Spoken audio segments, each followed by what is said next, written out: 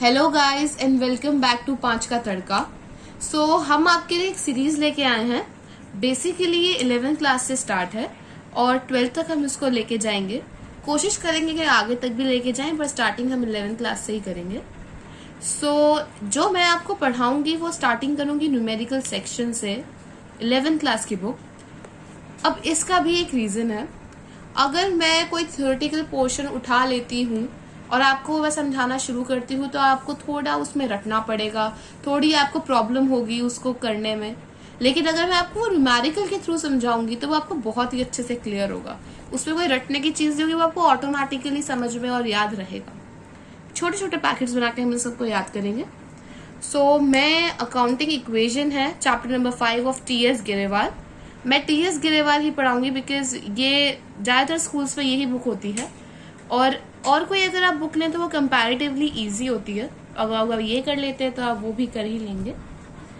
अगर आप मेरी ये सीरीज फॉलो करते हैं तो आई होप कि आपको ट्यूशंस की जरूरत ना पड़े, बिकॉज मैं बहुत ही अच्छे से और सिंपल तरीके से आपको बताऊंगी। Although I cover the theoretical portion also, but starting हम यहीं से करेंगे क्योंकि ये ईजी रहेगा।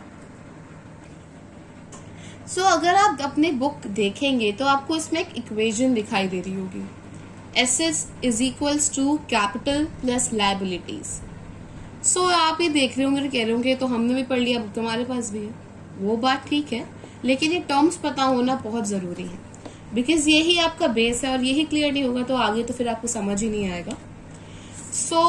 जब भी हम एक अकाउंट्स पढ़ते हैं, हमें सबसे इम्पोर्टेंट चीज जो याद रखनी है वो ये है कि बिजनेस अलग होता है और बिजनेसमैन अलग होता है। अगर मैं कहूं कि suppose you are a businessman और आप मुझे 20,000 रुपीज अपने बिजनेस में से निकाल के दीजिए, तो आप कहेंगे इसमें कौन सी बड़ी बात है, मैंने अपनी जेब में से लिए और आपको निकाल के दे दिए, क्योंकि हम दोनों तो एक हैं। लेकिन जब हम अकाउंट्स पढ़ते हैं, हमको ये दिमाग में रखनी होती है चीज कि बिजनेस अलग है एंड बिजनेसमैन अलग है। फॉर एग्जाम्पल, मैं एक इमेजिनरी चीज बना रही हूं, मैं बिजनेस हूं, आप लोग businessman. I hope this point is clear to all of you. मैं बिजनेस हूं और आप बिजनेसमैन हैं। अकाउंट्स में हम जो भी ट्रांजैक्शंस दिखेंगे वो बिजनेस के पॉइंट ऑफ व्यू से दिखेंगे, ना कि बिजनेसमैन के पॉइंट ऑफ व्यू से। तो इसमें ये शब्द आपको लायबिलिटीज दिख रहा होगा। आई थिंक ये लग रहा होगा कि ये इन तीनों में से थोड़ा भयंकर शब्द है, बट ये अब जितना लग रहा है भयंकर उतना ये समझने में नहीं है।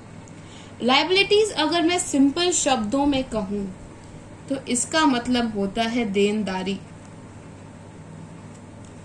जो भी पैसे बिजनेस को देने हैं, यानी कि मुझे देने हैं, अगर मैं इमेजिनरी भाषा में कहूं, वो हमारी देनदारी है। For example, bank loan.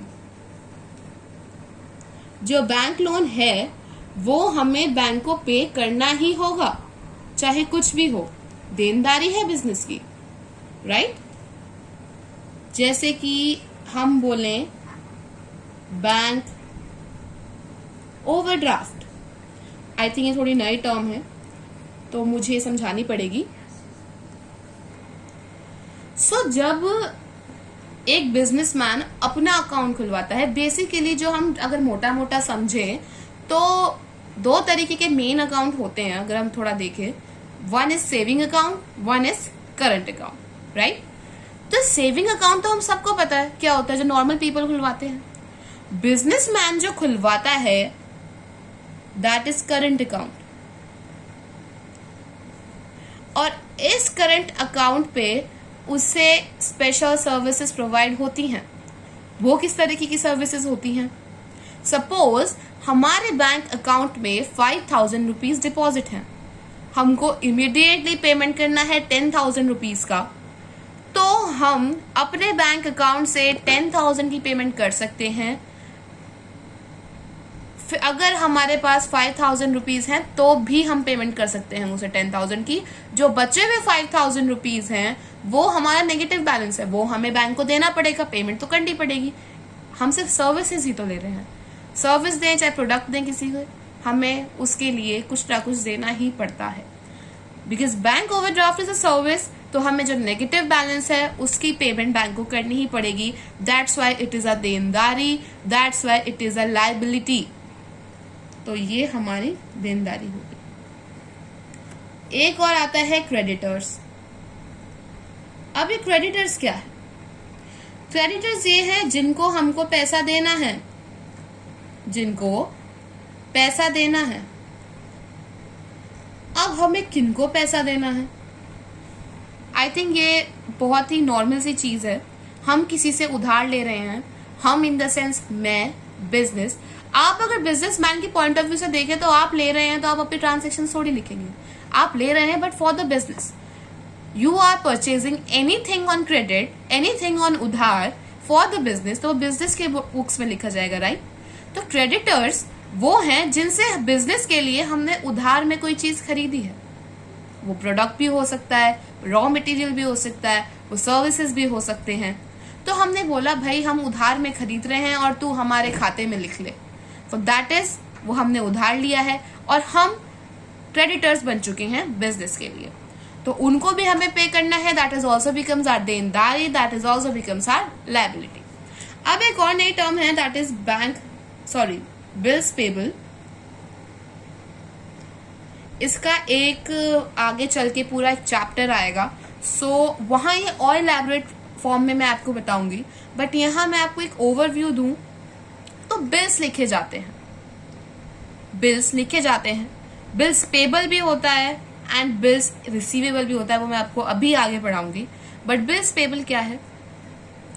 उधार खरीदा गया, बिल लिखा गया कि इतना पैसा देना है इतनी तारीख को, वो मेरे लिए यानी कि बिजनेस के लिए बिल्स पेबल हो गया। आई hope this term is clear, और अगर नहीं है तो मैं आगे इसको और अच्छे से समझाऊंगी। तो अब हम आते हैं कैपिटल की साइड पे, राइट। अब ये जो कैपिटल है ये वो वाला कैपिटल बिल्कुल मैं समझ लिया कि what is the capital of India, that is Delhi. ये वो वाला कैपिटल बिल्कुल भी नहीं है। जो भी पैसा एक बिजनेसमैन अपने बिजनेस में लगाता है that is the capital, right. और कैपिटल को हम लायबिलिटीज में भी रख सकते हैं, क्योंकि अगर हम देखें तो एक बिजनेस को अल्टीमेटली बिजनेसमैन को पे करना ही है प्रॉफिट एज एन इनकम, क्योंकि वो हमें एक तरीके से सर्विस दे रहा है बिजनेस को, राइट। तो हम उसको लायबिलिटीज में भी लेते हैं। तो आगे का टॉपिक मैं आपको नेक्स्ट वीडियो में समझाऊंगी। अगर आपको पसंद आए तो प्लीज इस सीरीज को फॉलो करें।